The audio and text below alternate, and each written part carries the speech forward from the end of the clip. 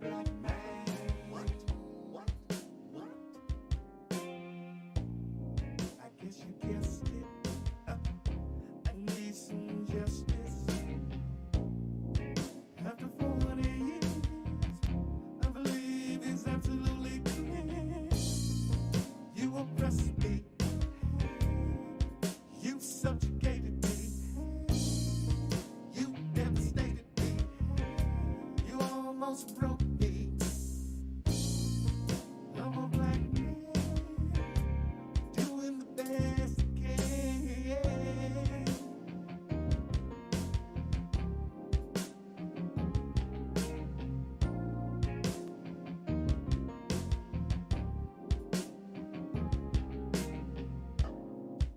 I'm a black man. What? I'm a black man. What?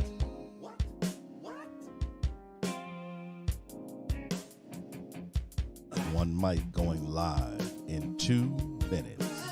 Doing the best I can. I'm a black man. Yeah, I'm black, that's right. Doing the best I can.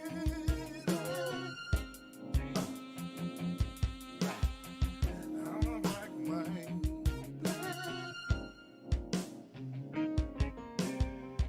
I'm a black man.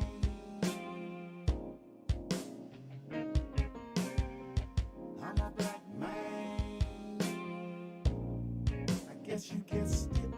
I need some justice. After Jim Crow, you thought we didn't know. You had no plans for me, no space for me, no life for me, just white supremacy. I'm a black man doing the best I can. One mic going live in 1 minute.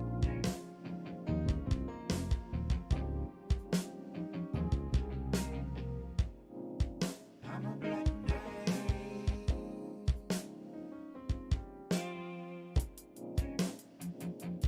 Black. Doing the best I can. I'm a black man.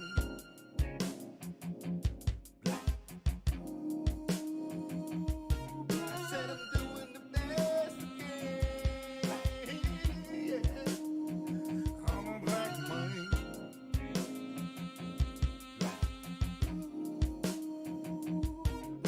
I'm doing the best I can. Yeah. I'm a black man. Oh yeah, here we go. Blow, Danny.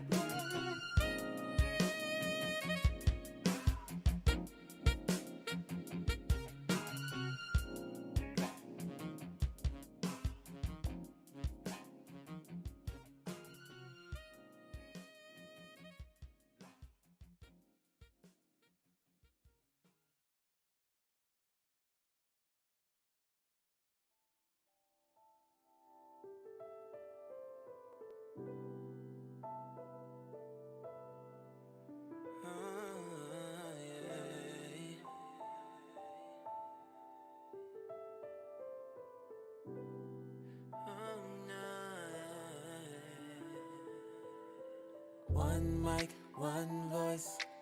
You can change the world, it's your choice. One mic, one voice. You can change the world, it's your choice. One mic, one voice. You can change the world, it's your choice. One mic, one voice. Welcome to the One Mic, One Voice show, building the collective conscious. Show that's created to give space where your voice, ideas, and informed opinions can be heard, appreciated, and debated. I am Michael Eric Owens. Yeah, this is my show. Yeah, my studio.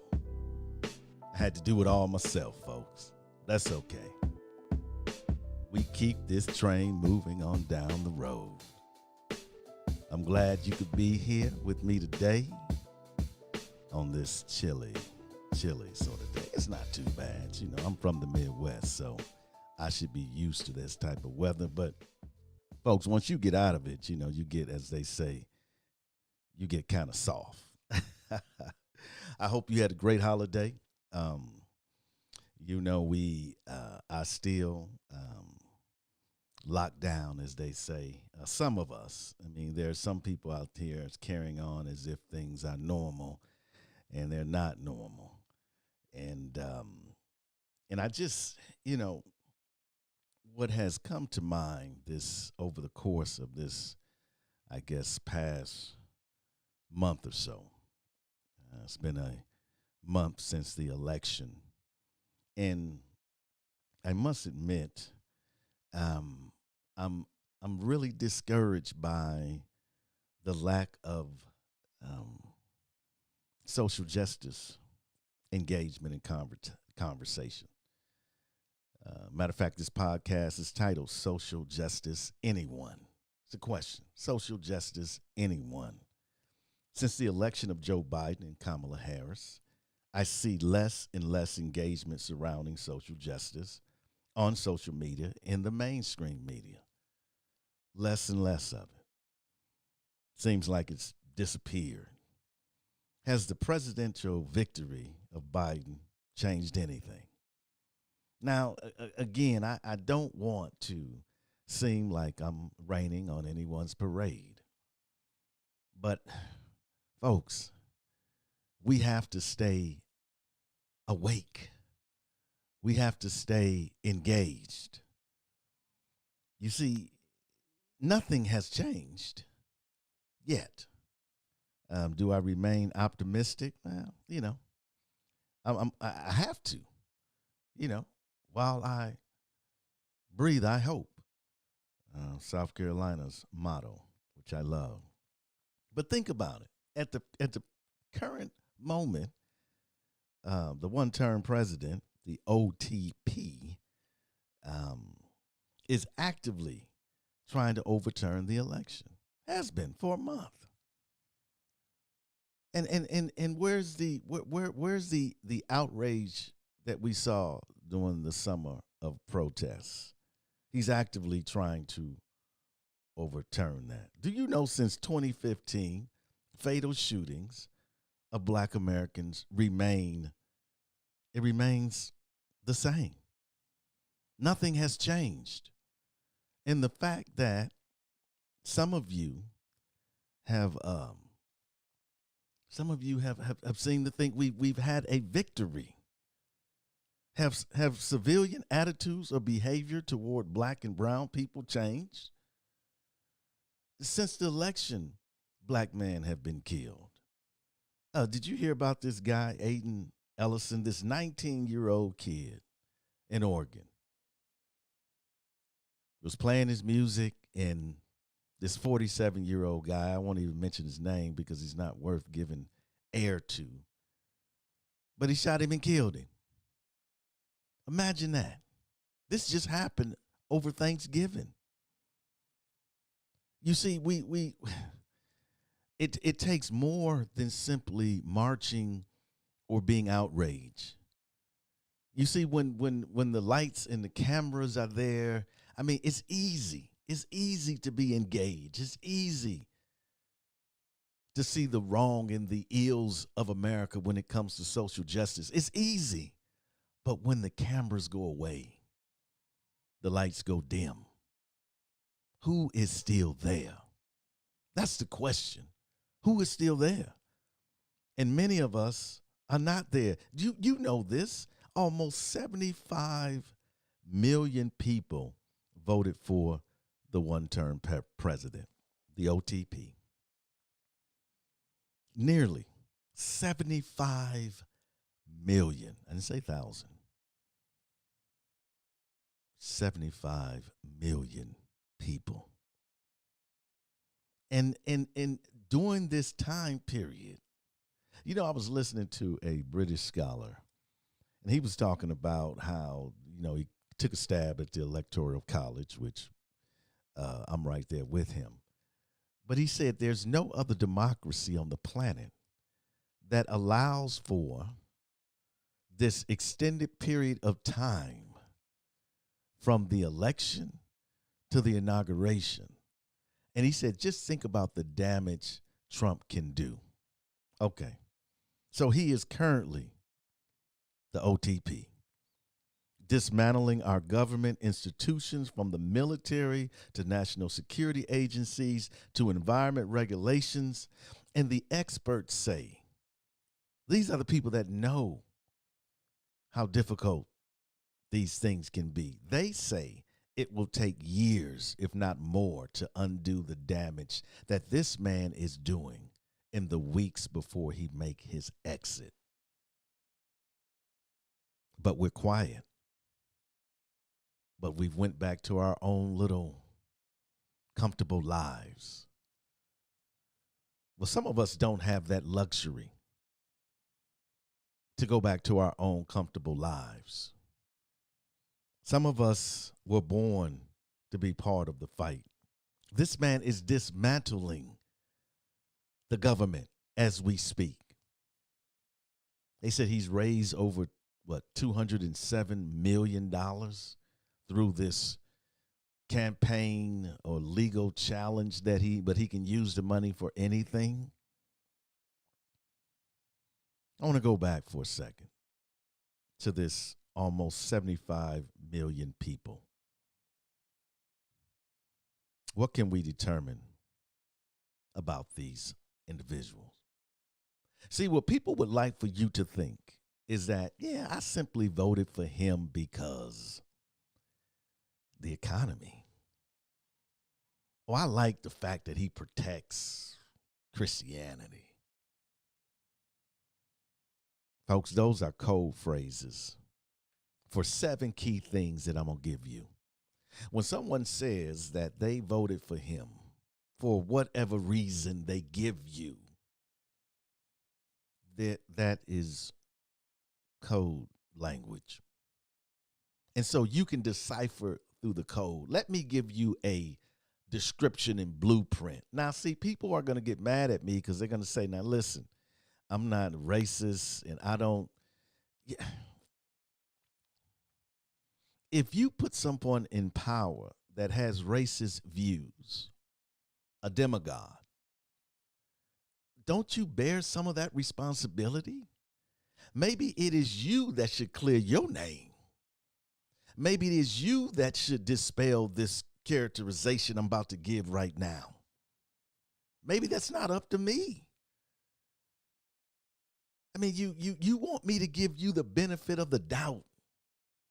I mean, isn't that, I have my right to vote. Yeah, you have your right to vote for whoever you want to vote for. That's a democracy. But that doesn't make it right. That doesn't make it wise. That doesn't mean you're not a bigot or a racist. Doesn't mean that. A xenophobe. Doesn't mean any of that. And so maybe if you are upset at me, maybe you should clarify. But don't give me those excuses about the economy. Because if you cared about the economy, you would care about the virus, because the virus has struck a blow to the economy, but you still went out and voted for him. 75 million people almost voted for this man. So listen, what can we determine about them? Well, let me give you 7 things. Number 1, they have no problem with the direction of this country. Think about that. To put him back in office, you are saying you have no problem with what's going on. Are you kidding me? You can turn a blind eye to the pain, to the heartache, to the suffering of human beings. You can turn away from that and vote for this man. You have no problem with the direction of the country, no problem with the over-policing of our communities, no problem with the high unemployment rate, no problem with the death rate of black and brown people, no problem. because you like the direction of this country. Number two, they have no serious issue with misinformation as long as it benefits them.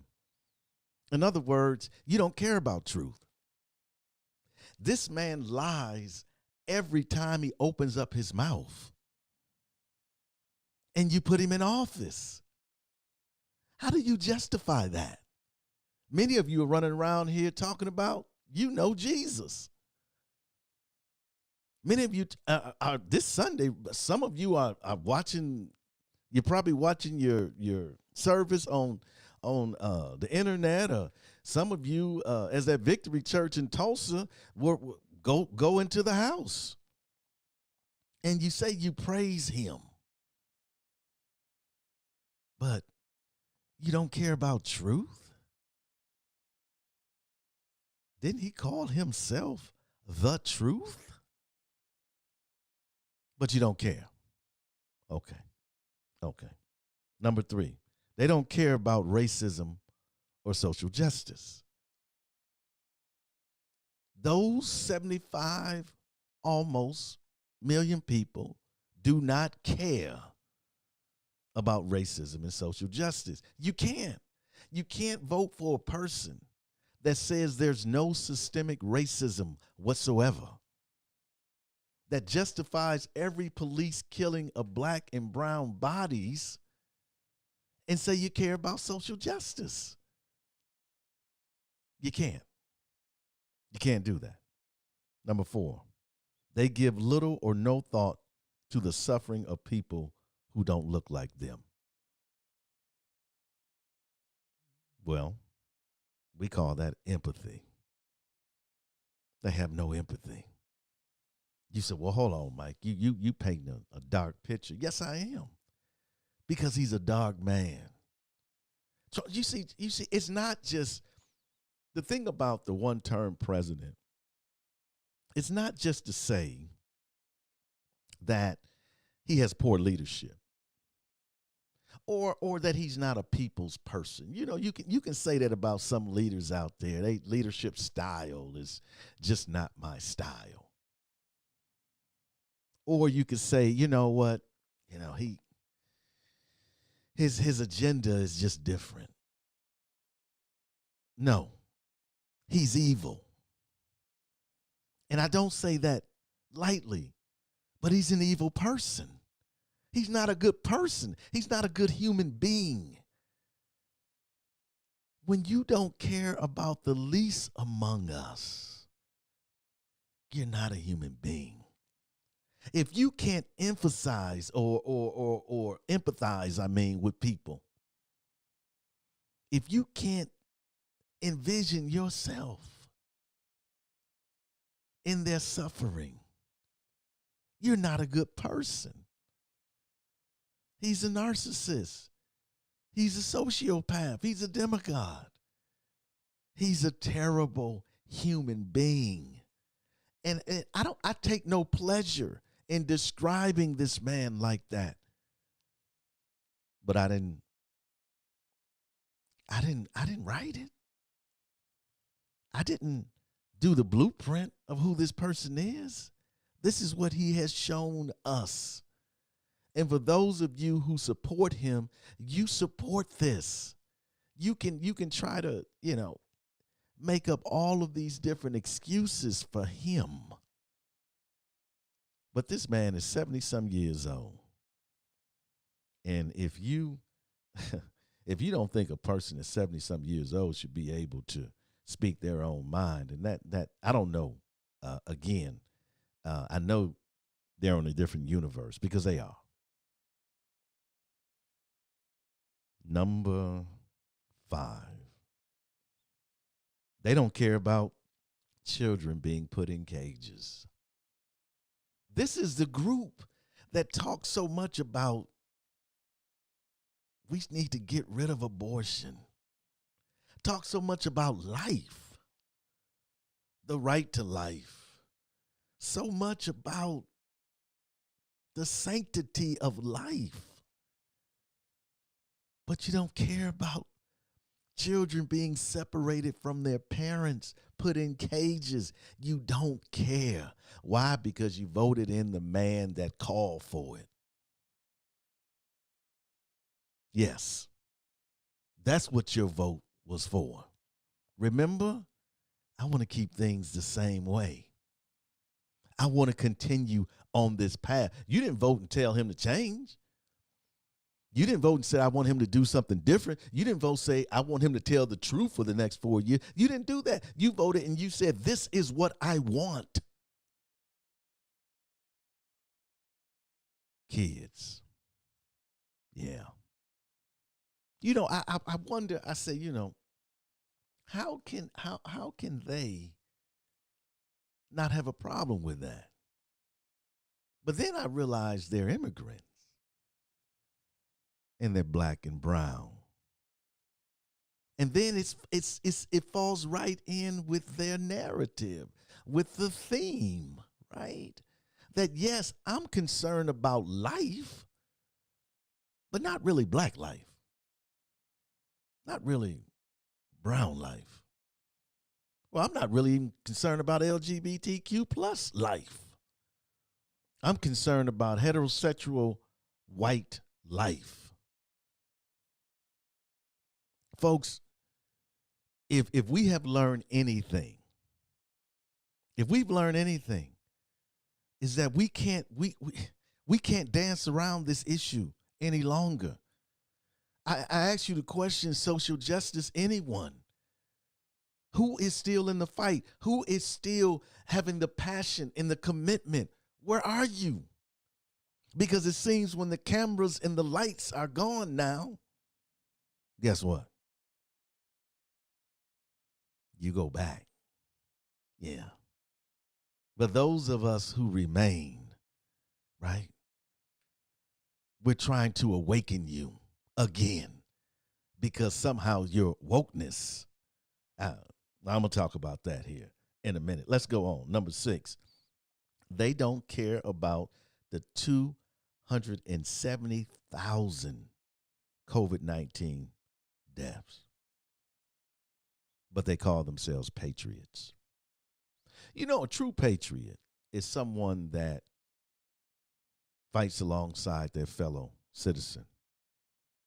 They help. They support. They don't turn their back on their fellow citizen. These people, that call themselves patriots could care less. I mean, I've heard some of the most horrid excuses about people, you know, well, they had a existing condition. Well, I guess they deserve to die then. I mean, if you had cancer and you got COVID, I guess you deserve to die. And they're thinking, right? Oh, he had high blood pressure and diabetes. So, of course, then he deserved to die then, right? I mean, Are you kidding me? like that's an excuse.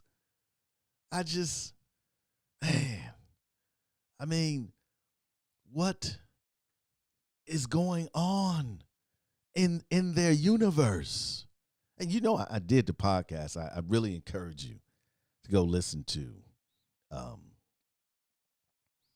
America's First Political Cult. I do.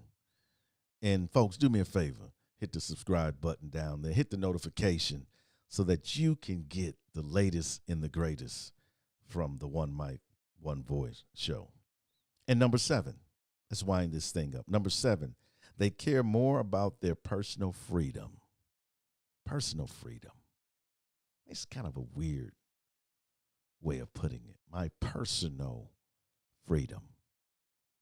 At the expense of others by refusing and politicizing the wearing of masks.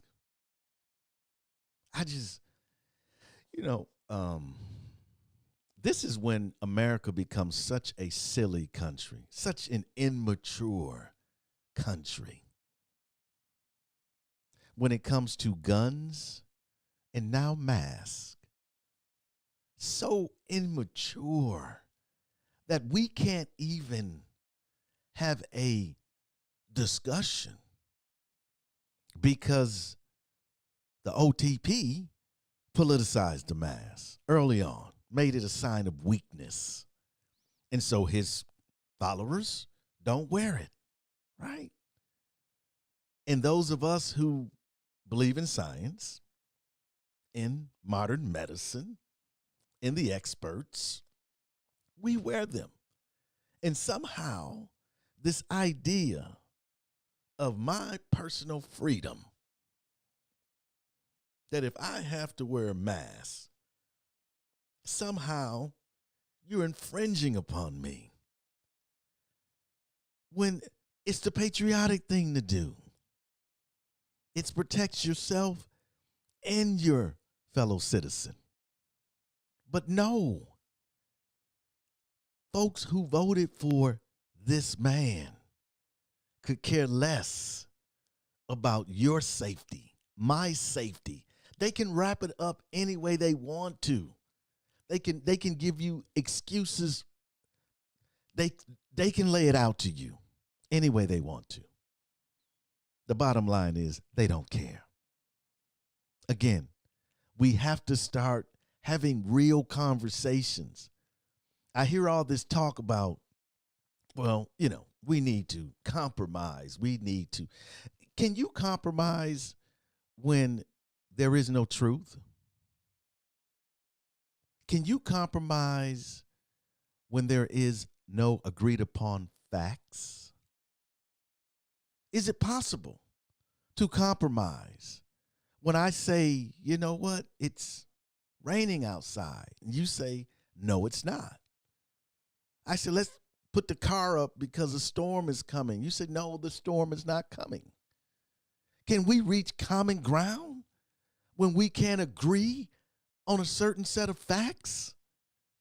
The whole notion of being able to work with them is the height of ignorance and foolishness. You can't. And this is real talk. So if we want to be serious about changing this country, you have to change the country with folks that are open to change. I won't go into detail, but I was in a meeting, and this particular individual talking about systemic racism, and this person is a sheriff. I won't say what city he's in yet. But his statement was that systemic racism is ridiculous, doesn't exist. And he emphasized the word ridiculous. And I thought, I can't let that go by. And my comment was to him is that how can we solve a problem when you think that systemic racism doesn't even exist? Now, if you would say that I don't necessarily believe it exists, but I'm willing to examine it and have a discussion, it's ridiculous. I told him his comment was offensive. And if you, being a leader, would not even acknowledge that even having a conversation about it, change will never come. Folks, social justice, anyone? Listen, we're going to take a break. Man, maybe I need to get up and move a little bit. They said circulation is good for the body and for the brain. We'll be right back.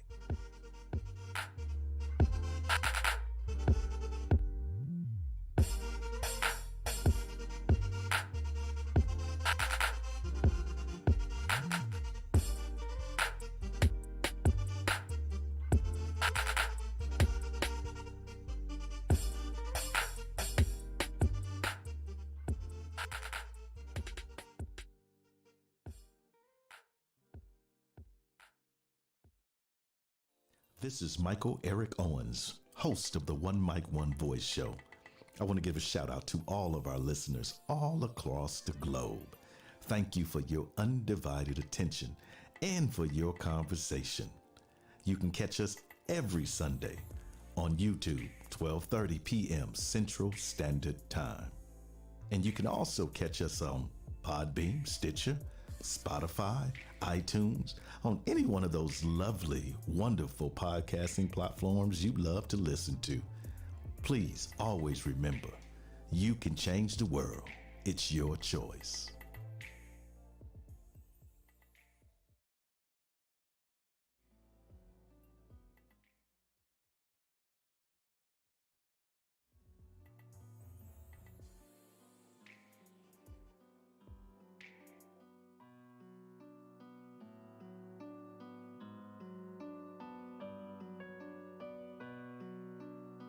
Welcome back, folks.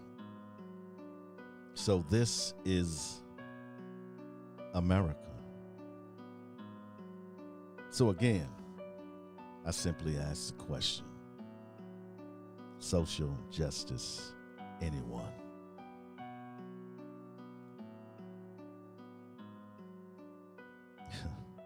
Has the injustice of black and brown LGBTQ plus communities vanished from social media platforms and the mainstream media? Why? Why?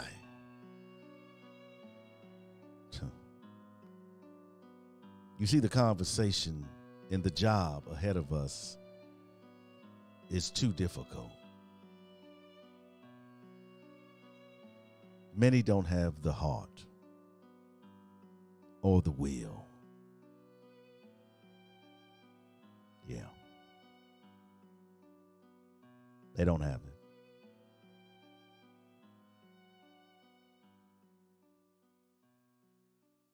Sad but true. Definitely. This requires more than what people thought they had signed up for. It's much easier to go back into your normal lives and talk about and post selfies and do all that. It's more easy than to stay in the battle.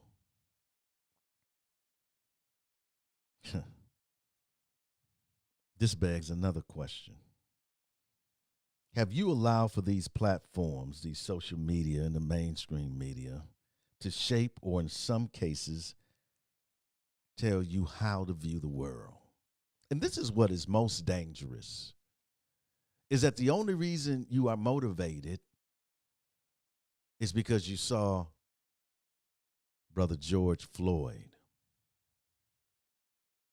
Let me repeat that. The only reason you are motivated is because you saw Brother George Floyd, because you saw his life snuffed out. That's the only reason why you're motivated.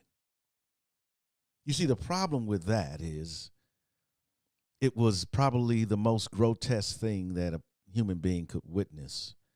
And it produces this visceral act, right? This response. But what about lynchings that you haven't seen?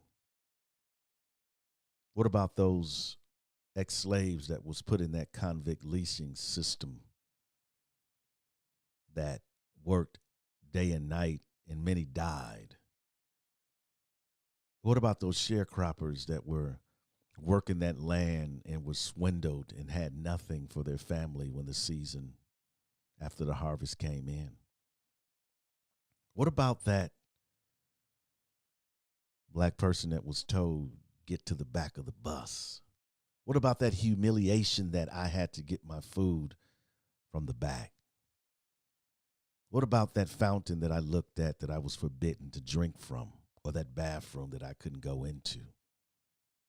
What about those schools that I looked at and I saw all those white children going to that I was not allowed to go to?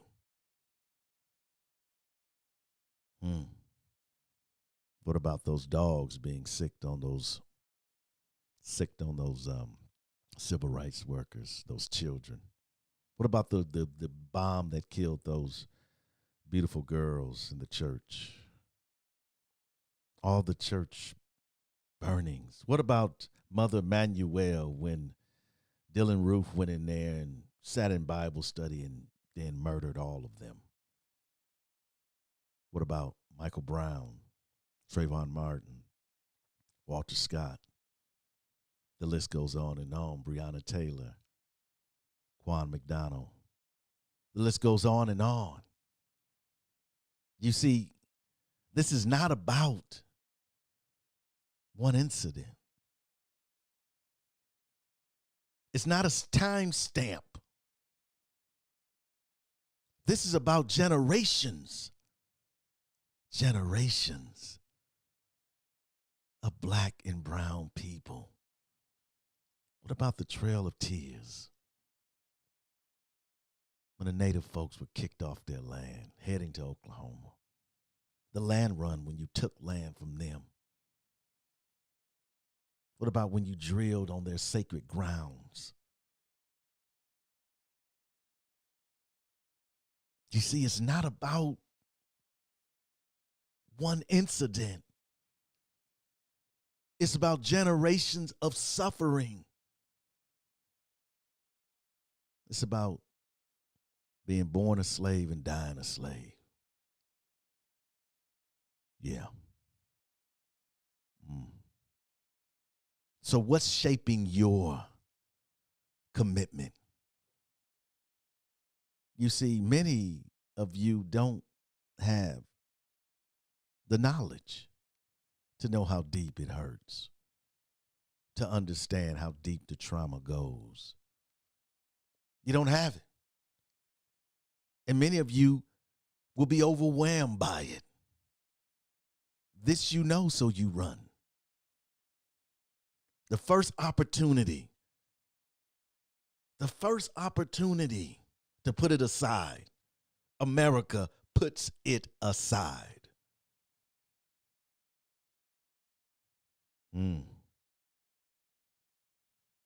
Is it important only because you saw a tweet, a post, you read about it? You see, I was criticized by an individual. And don't get me wrong, I welcome criticism. I have no problem with criticism. But this person criticized me because I didn't go to one of the protest rallies. The person said that they thought better of me, that I was a leader. I don't know where they got that from, but they said I was a leader. And by example, I needed to be there. And because I was not going to be there, they think differently of me. Let's examine that for a moment. First of all, I have the right to go where I want to go, just like everybody else, right? This person assumed that I had an obligation to live up to their view of me. They don't even know me, really. But they feel like I'm obligated to live up to their view of me. Yet they know very little about me. Furthermore, my value was only if I lived up to their expectation. That doesn't seem a little paternalistic. Yeah. As long as you do what I think you should do. And, and I told this person, I said, okay, let's do this. Why don't you go and, protest and show your outrage. But when the protest stops and the crowds don't gather anymore, where will you be? I will still be here. I have attended more protests and rallies than most. But beyond that, I have advocated for social justice and social equality for over 2 decades. I've written about it, lectured about it, taught about it, marched about it, and given more speeches than I can even recall. For what? For the liberation of black and brown people. I'm still here. I'm still in the struggle. I didn't miss a beat. The media doesn't shape my reality. I don't need to see Brother George Floyd to know that black men are dying. I don't need to hear or read about these things. Want to know why? Because I have experienced those things. I know them to be real. I have seen them. I've been a witness to them.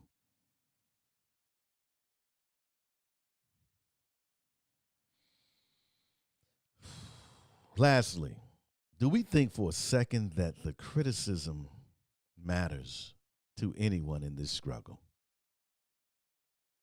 You can't be committed to this struggle without realizing you're going to be criticized on either side. And that's the problem. That's a problem with many folks now, because they can't have these conversations with their family because their family will be critical. Right? They might lose daddy's love or daddy's financial support. Right? Or they might get daddy's disapproval or mommy's disapproval. Where is your commitment? Is your commitment so fragile that the very first opportunity of a sign of victory, that you put your battle gear away? That you say, it's over. Things are going to change now. What has changed? What has changed? Right? Nothing has changed. In addition to the one-term president, the following things are happening in our country right now. Number one, police budgets are getting increased. The whole defund the police movement it's been crushed. Budgets are being increased all over the country. Congress won't agree on a stimulus bill. Okay, and some of the communities that are hurt most are black and brown communities, small businesses. Number three, Republicans gain seats in the House and might even keep control of the Senate. This is happening right now while some of us are celebrating, while some of us are saying, think change is here. Things are going to be different now. What is different? Tell me. Because these things are happening right now. Number four, the Supreme Court and federal judges around the country are stacked with a conservative majority. That's now. They said this one-term president is appointing as many judges as he can as he exits. This is happening right now. Only 25 Republicans have acknowledged Biden's victory. Only 25 out of the House and the Senate. Wow. Number six, the virus is killing more black and brown people than any other racial group. This is happening now. It's happening now. Number seven, and black men are still being murdered by police officers. Still happening. What do we have to celebrate?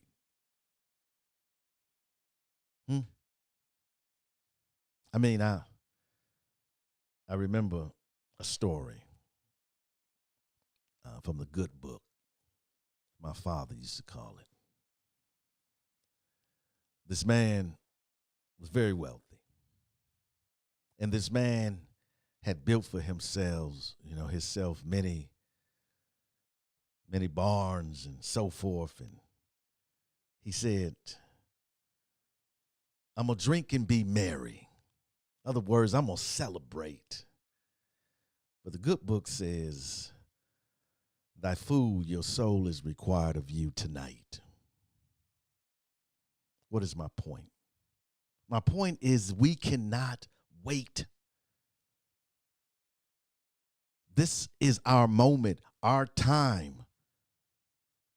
We cannot wait for another George Floyd. We cannot wait for another Breonna Taylor. We cannot wait. We cannot be reactive. We have to be proactive. We have to stay engaged.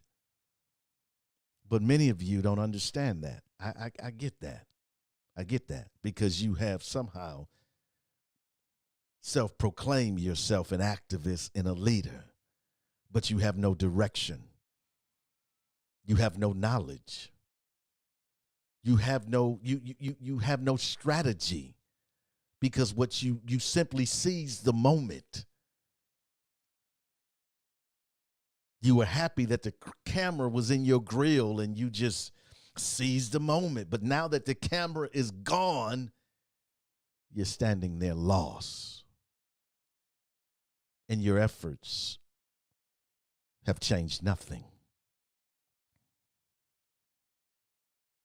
Again, you've heard me say it before, outrage and passion would only carry you so far. This is a life journey. This is not something you jump in and you jump out of. This is not something because my friends are involved in it, I'm involved. This is personal.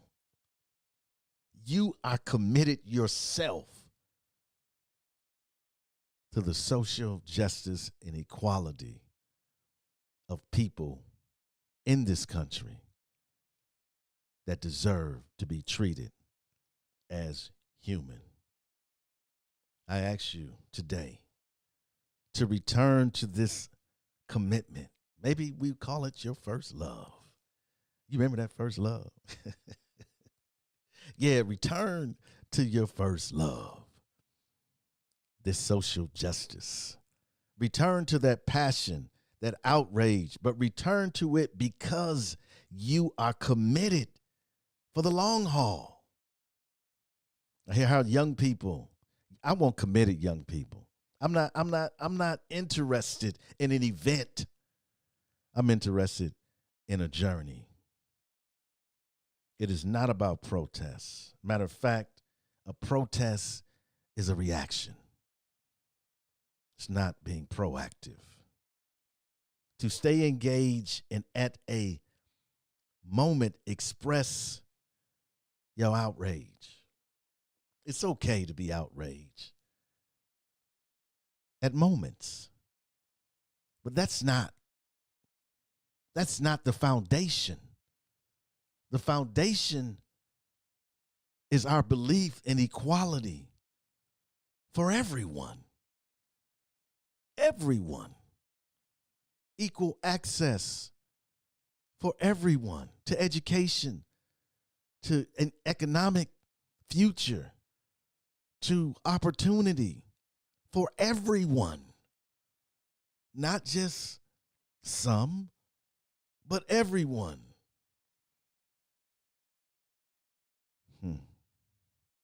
But some of us have been lulled to sleep.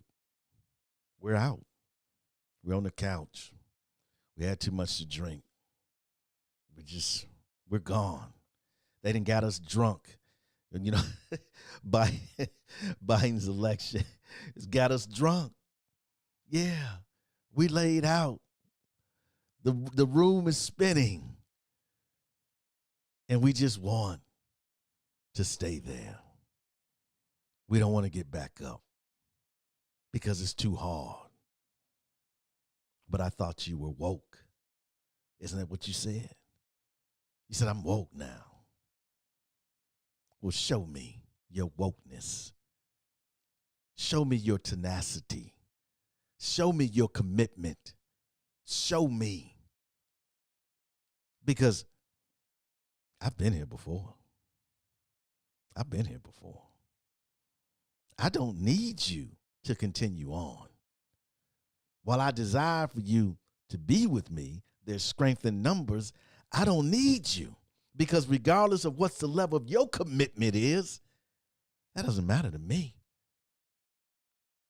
I'm in the struggle, been in the struggle, won't leave the struggle until we have defeated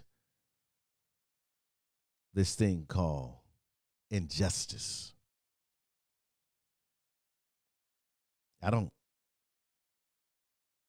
have to be called woke. I don't need a trendy term to describe my commitment because I have been laboring, as I mentioned, for over 2 decades. Social justice, anyone? History will speak of us. Somewhere in the distant future, a scribe will reach down deep into the archives of our time, and what will she find? Will she discover that we overcame our differences? Will she find that out of many we became one? Or will she find that we solved nothing and remain a divided peoples? Yes, history will speak of us. We can be the change that's in our lives. All we gotta do is work together. We gotta raise our children better. We gotta stop the hate, and spread the love. One mic, one voice. You can change the world, it's your choice. One mic, one voice. You can change the world, it's your choice. One mic, one voice. You can change the world, it's your choice. One mic, one voice. You can change the world, it's your choice.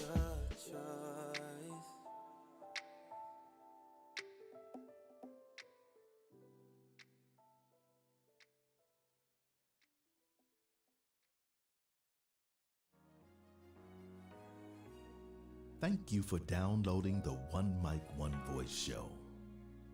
Take a moment and subscribe and share. You can find us on Spotify, iTunes, Podbean, Stitcher, or any other podcasting platform. Thank you for your continued support and for your voice. You can change the world. It's your choice. The views, thoughts, and opinions expressed on the One Mic, One Voice show are not the views, thoughts, and opinions of our sponsors.